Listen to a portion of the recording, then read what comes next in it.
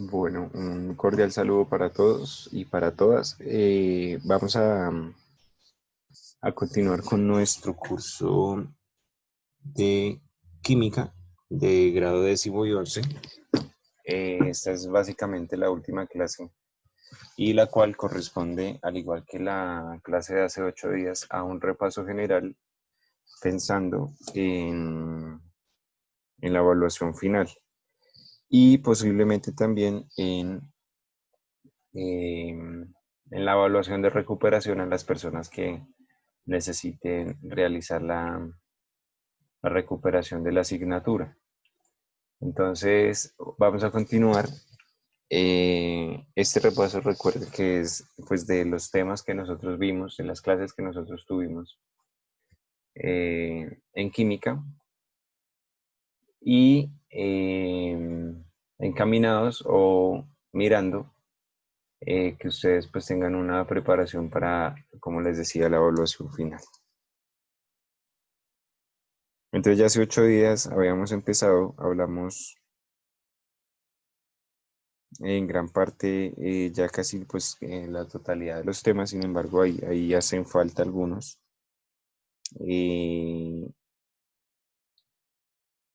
Y vamos a mirar desde acá, ¿listo? Entonces, como les decía,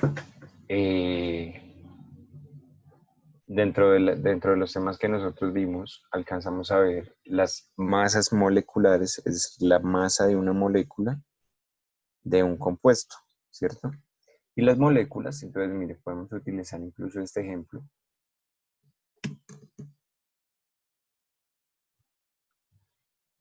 Las moléculas van a estar compuestas por átomos, ¿cierto? Y los átomos básicamente son cada elemento que está en la tabla periódica. Entonces aquí en esta molécula, de esto que se llama metano, tenemos de composición el carbono y 4 hidrógenos, ¿cierto? Es decir, hay dos elementos químicos, el carbono y el hidrógeno. Hay 1, 2, 3, 4, hay 5 átomos, 4 de hidrógeno y 1 de carbono, y hay una sola molécula de metano, ¿cierto? Compuesta a su vez de esos elementos que ya mencionamos. Entonces, de aquí básicamente,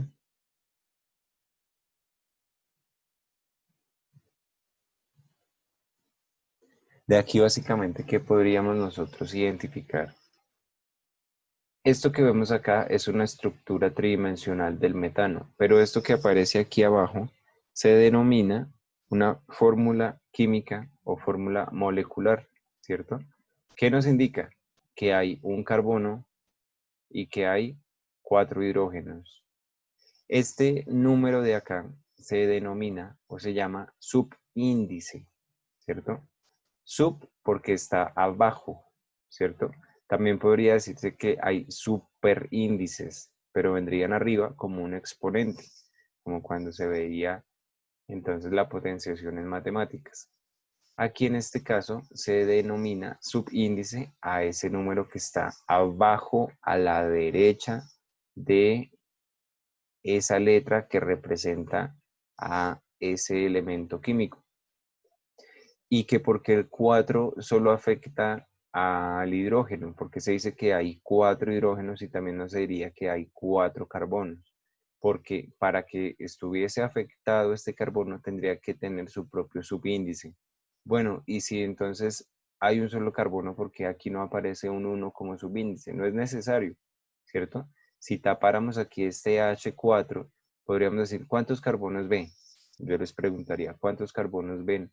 Y ustedes pueden decir, pues 1. Entonces es por esa la razón de que no se le escribe un subíndice 1, ¿cierto? Esos son como nociones de álgebra, ¿sí? Con el álgebra entonces se puede aclarar esa parte. Entonces, aquí lo que nos indica es que hay 4 carbonos y, perdón, ahí es que hay un carbono y 4 hidrógenos, ¿listo? Básicamente en eso consiste la fórmula molecular. Bueno, claro, esa fórmula molecular, teniendo en cuenta esta, se utiliza pues para hallar la masa molecular, ¿sí? Entonces cada átomo tiene una masa atómica para el carbono 12, para el hidrógeno 1, y en ese caso entonces se multiplica el número atómico por la cantidad de átomos que hay, número atómico 12 por 1, 12, el hidrógeno número atómico 1, ¿cuántos hay? 4, entonces 1 por 4, 4, y finalmente ese 12 del carbono se suma con ese 4 del hidrógeno para dar 16, y se dice que se describe en esta unidad gramos por cada mol. 16 gramos mol como masa molecular de esta estructura, de este compuesto que se denomina metano. Miremos aquí entonces también para aclarar un poco. Yo les había dicho hace 8 días y les mostraba una tabla periódica en la que se veían todos los elementos que existen en la actualidad y también se identificaba los símbolos de cada átomo. Y esos símbolos, esa simbología, son letras, utilizan el alfabeto, pero les dije que son mayúsculas si es una sola y si son dos letras la que representa al elemento, entonces la primera es mayúscula y la segunda es minúscula. Y es el caso del primer ejercicio donde aparece Ca, ¿cierto? Porque uno puede decir, es una C, eso es un carbono. No, uno tiene que identificar si inmediatamente después va una letra minúscula, entonces sería todo esto. Es decir, el C y el A es un solo elemento, es un solo átomo. El carbono, ahí sí ya está solo. ¿Por qué está solo? Porque el que sigue, la letra que sigue, pues es mayúscula. Entonces ahí ya esa letra, esa O, representa otro elemento que es el oxígeno. ¿Listo? En ese sentido, esto, obviamente, esta es para indicar que es el primer ejemplo, ¿cierto? A, B, C, D, E, F. Están numerados por letras para que no lo confundan ahí, no confundan esa que está al lado con la estructura química que les estaba presentando. Entonces aquí esta molécula está compuesta por tres elementos. Un elemento que se representa por la letra o por las letras Ca, otro elemento que se representa por la letra C y otro elemento que se representa por la letra O.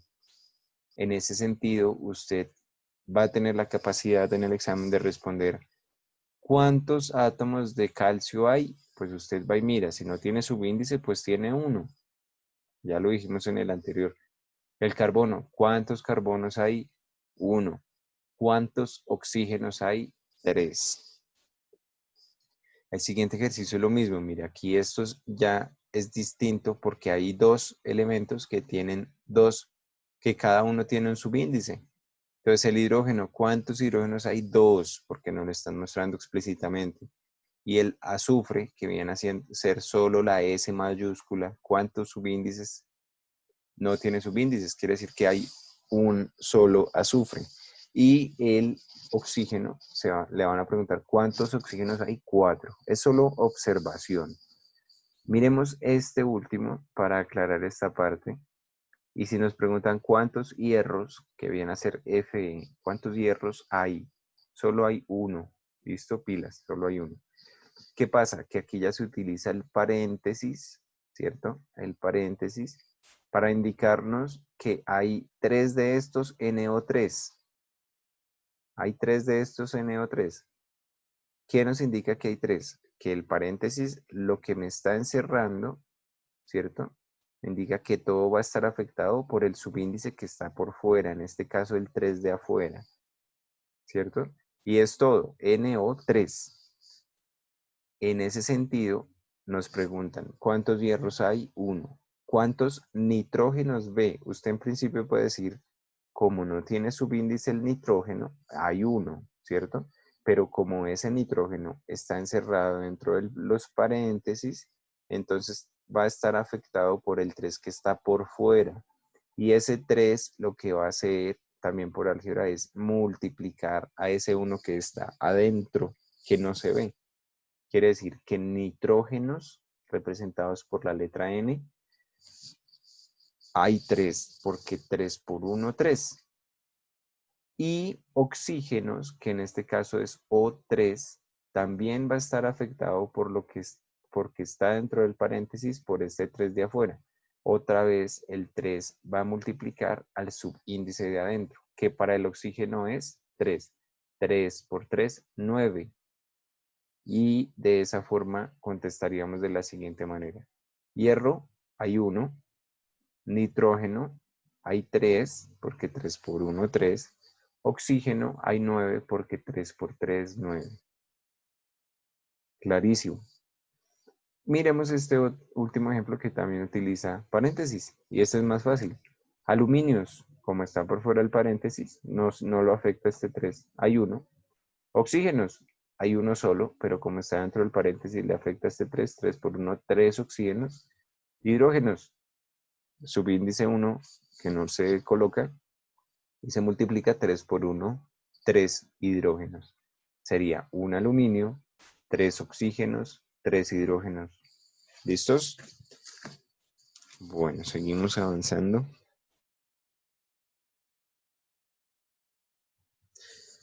Recordarles un poco que para determinar la masa molecular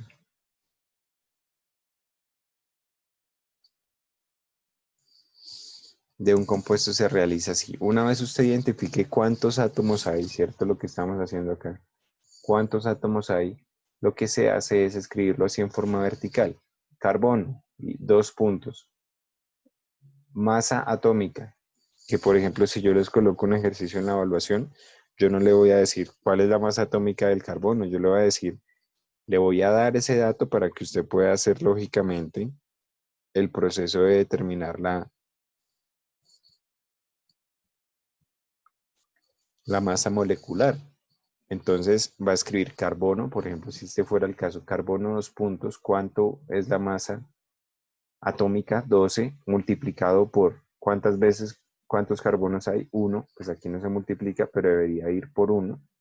Ya eso le suma, entonces escribe hidrógeno, 2 puntos, masa atómica del hidrógeno 1 multiplicado por 4, ¿por qué por 4? Porque es el subíndice el que nos está diciendo.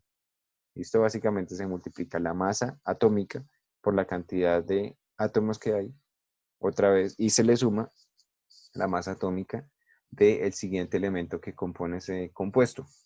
¿Listo? Entonces, para este caso son solo 2 elementos, el carbono y el hidrógeno, pero para este caso son 3. Para este caso también son 3. Para este caso son 3. Para este son 2. Para este 2. Para este 3. Para este 3. ¿Listo? Y al final, entonces usted suma básicamente el resultado de las multiplicaciones, lo suma, y ese va a ser la masa molecular. Y esa es la forma de determinar la masa molecular. Avanzamos y entonces cuando empezamos a ver la química orgánica, entonces dijimos en qué consiste la química orgánica. Entonces resulta que la química orgánica en principio se pensó que era, o que un compuesto orgánico es todo aquel que viene de un tejido vivo, ¿sí? Entonces, por ejemplo, que vendría, digamos, como desecho del ser humano, por ejemplo, o un pedazo de piel, ¿cierto? O de pronto incluso las frutas, ¿sí? La fruta no está viva, pero pues viene de un ser vivo, como son las plantas, ¿verdad? Entonces se creía que los compuestos carbonados eran únicamente los que venían de algo que estuviera vivo. Pero después se logró identificar que se logró sintetizar. Sintetizar quiere decir que se hizo en laboratorio un compuesto que viene a ser la urea, que está dentro de la orina. Entonces ellos, los científicos en su momento, pudieron sintetizar básicamente, hacer en un laboratorio a partir de otros compuestos inorgánicos, un compuesto orgánico, ¿sí? Y entonces así lograron definir que los compuestos orgánicos no son únicamente los que vienen de tejidos vivos, y se cambió el entendimiento para lograr afirmar y decir que los compuestos orgánicos son todos aquellos que contienen en su estructura carbono. ¿verdad? Entonces todos los compuestos que contienen carbono, ¿cierto? Un carbono funcional dentro de su estructura química se denominan compuestos orgánicos. Entonces la química orgánica se encarga del estudio no solo de los compuestos que vienen de tejidos vivos, como les decía, del cuerpo humano, del cuerpo de los animales, de una porción de una planta, sino que también de todos aquellos que tienen un carbono en su estructura química, para que lo tengan presente. Entonces, cuando empezamos a ver los compuestos orgánicos más sencillos, decíamos que los principales se denominan hidrocarburos.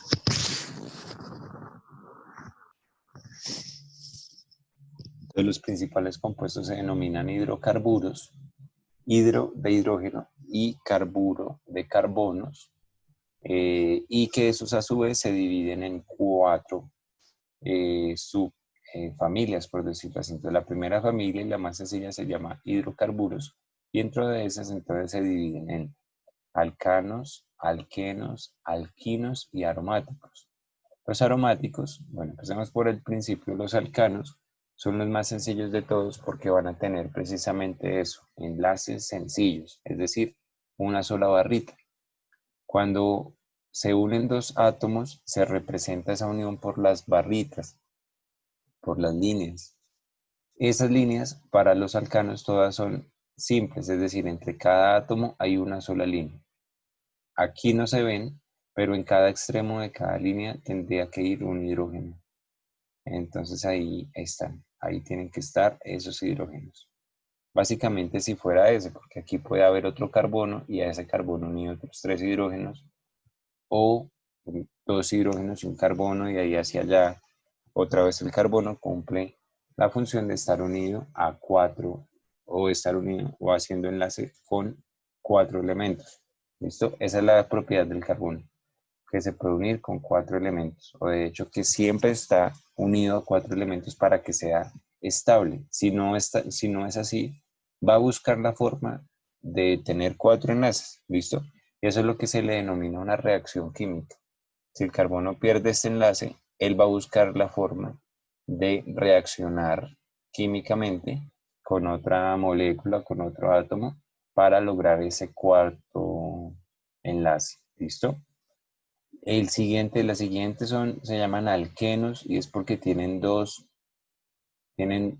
un doble enlace con uno de los carbonos, y lo pueden ver acá, ¿cierto? Tiene también para este carbono en la izquierda, contemos los enlaces, 1 arriba, ¿cierto? 2 abajo y 3 y 4 al lado derecho, ¿cierto? Y eso es lo que se denomina alquenos.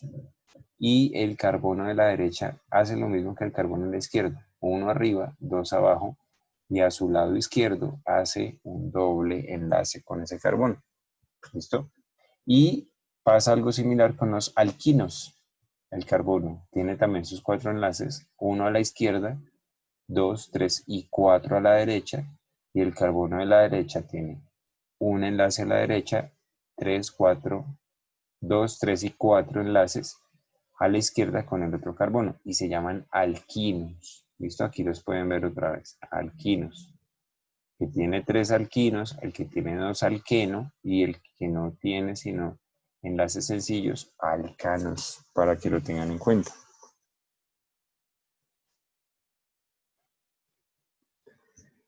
Cuando les mostraba aquí las generalidades de la química, les decía que habían modelos atómicos, es decir, como un átomo no se puede ver, incluso en la actualidad con la tecnología que tenemos.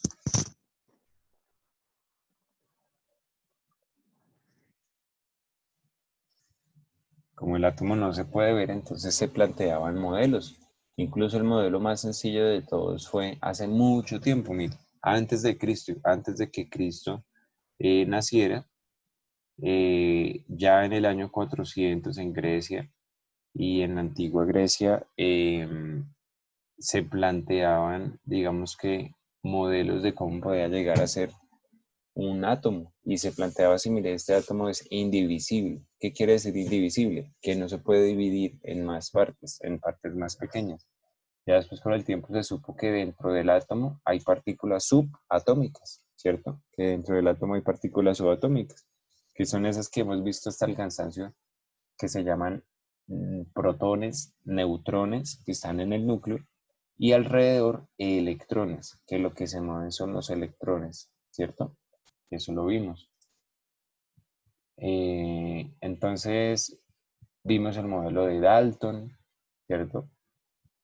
Y Dalton decía pues que no todos los átomos eran iguales, sino que variaban en cuanto a su radio atómico, ¿cierto? El radio es decir, el tamaño, por ejemplo, de acuerdo pues al elemento que fuera, pero él todavía no identificaba que habían partículas subatómicas, como si lo hizo, por ejemplo, Thomson. Creo que esto ya se los dije en la clase anterior, y es que él ponía, decía, no, es que el átomo es como un pudín de pasas, ¿cierto? Como un pastel de pasas, o como una natilla con uvas pasas.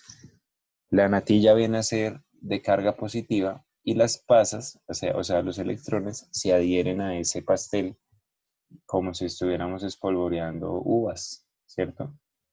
Ya después con el tiempo se logró identificar pues que esto no era específicamente así, sino que en el centro habían unas partículas que eran los protones y alrededor los electrones, ¿cierto?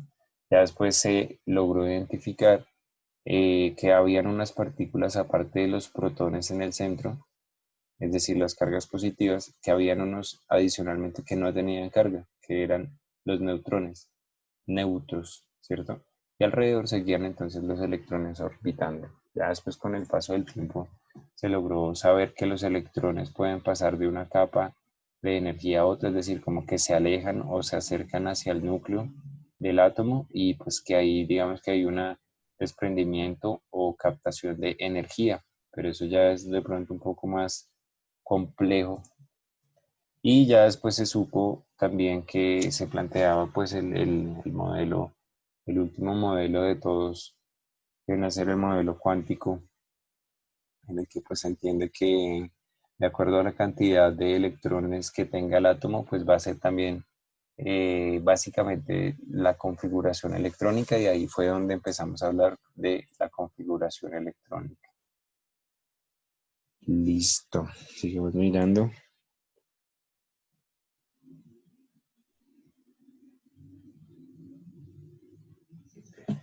Cuando veamos la tabla periódica, entonces yo les dije, mire, en la tabla periódica puede tener periodos o puede tener grupos, y así se organiza.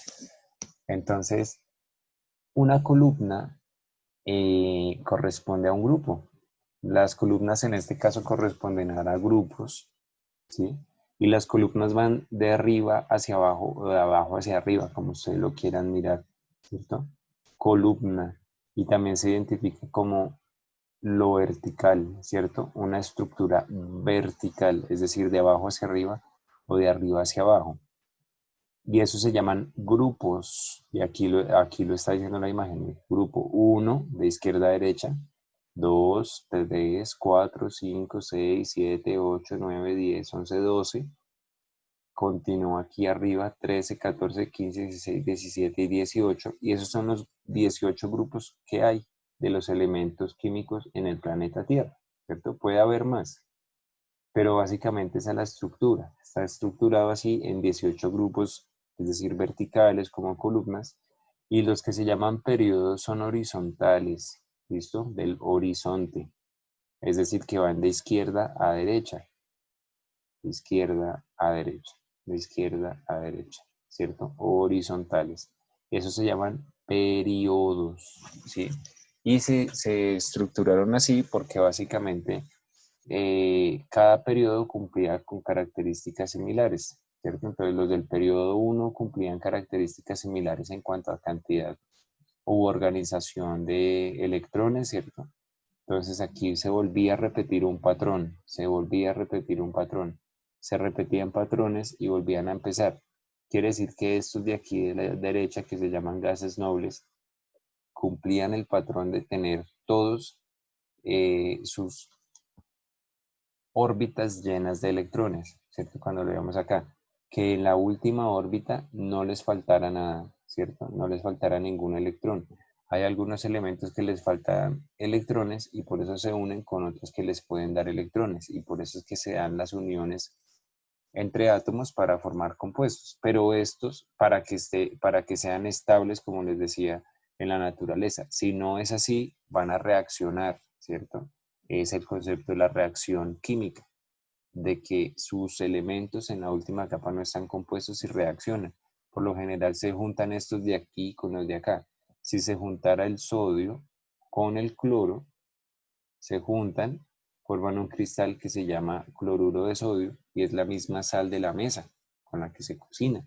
Por lo general es así. Pero aquellos que no necesitaban unirse para ser estables en la naturaleza, es decir, para no reaccionar, se llaman gases nobles. Y nobles les decía porque la nobleza en los países monárquicos, o sea, en los países de reinados, de reinas, de reyes, eh, los nobles eran la clase alta de la sociedad, ¿cierto? No necesitaban de nadie, es decir, en este caso estos azules no necesitan de estos para ser estables, ¿cierto? Para ser, digamos que, completos, ¿cierto? No necesitan de nadie, por eso se denominan gases nobles.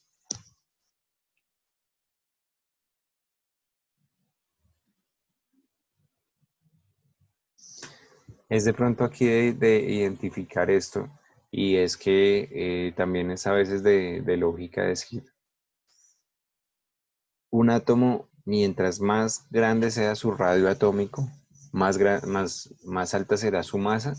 Pues sí, al parecer, incluso por lógica, por el sentido común, esta esfera, al ser más grande, al tener un radio atómico, ya habíamos dicho que el radio es básicamente, el radio corresponde a la distancia que hay desde el punto central de la esfera hacia uno de sus, de la terminación de la circunferencia, ¿cierto? Entonces, desde el centro hacia cualquier punto. Eso es, digamos que el radio.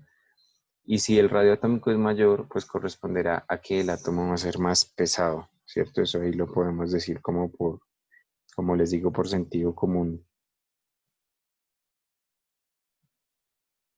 Bueno, ya les dije lo de los gases nobles de la nobleza, ¿cierto? De la nobleza, de la realeza, de los países monárquicos.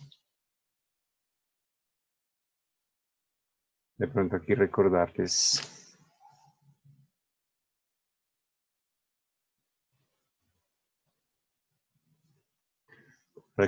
que la fórmula química entonces corresponde o hace esa correspondencia, ¿cierto? De que por cada un nitrógeno hay 3 hidrógenos en este caso. Por cada 6 carbonos hay 14 hidrógenos. Por cada 2 carbonos hay 2 hidrógenos. Por cada un carbono hay 2 oxígenos. Por cada 2 hierros hay 2 oxígenos.